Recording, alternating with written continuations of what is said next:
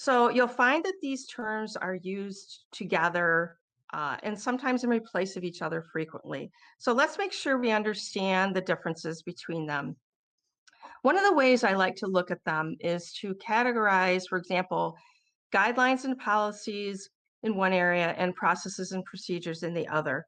So think of guidelines and policies as like the framework or the skeleton. And next, think of your processes and procedures as like the flesh and blood, something that fills out your guidelines and policies. Another way of looking at it is thinking of it, breaking it down into ask and task, right? So your guideline and your policy is the ask. It's a goal you need to achieve. It's something that's written out. It's something that's stipulated. And the task is the process or and the procedure. And that's when you have information on how to achieve those guidelines and policies. So specifically with guidelines, they're a summary or an outline, often including best practices. Next are the policies. They're also a summary, but they are mandatory, and they are considered a course of action to further goals. Policies are flow down from a source. You will see policies flow down from the sponsor. You'll see policies flow down from the institution. The next is process, and now we're in the task part. The process will describe the flow of the work or series of actions to achieve an end, and procedures provide specific, detailed, and ordered steps. So what you'll find a lot with processes and procedures is that the use of modalities, as many modalities as you can to express them, are very helpful. You'll see flowcharts, you'll see a lot of colors, you'll see symbols.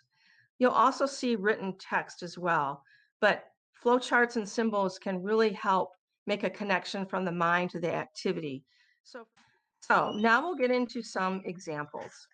Healthcare uh, provides a lot of guidelines. This is from the CDC, and this is a guideline for mask wearing. So look at the chart. You see that they use a lot of different colors. Red means stop, yellow means caution, green means go. It helps you understand the time and the place, for example, to wear masks, the example of activities.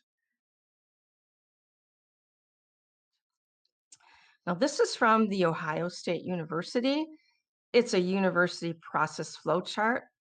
As a note, they also have written instructions. In the bottom left-hand corner, there's a slide that says retirement. And then if you keep going up, it talks about how to handle revisions, edit, reviews, etc. And if you go across, it outlines steps on necessary signatures that are needed, necessary committee approvals, etc.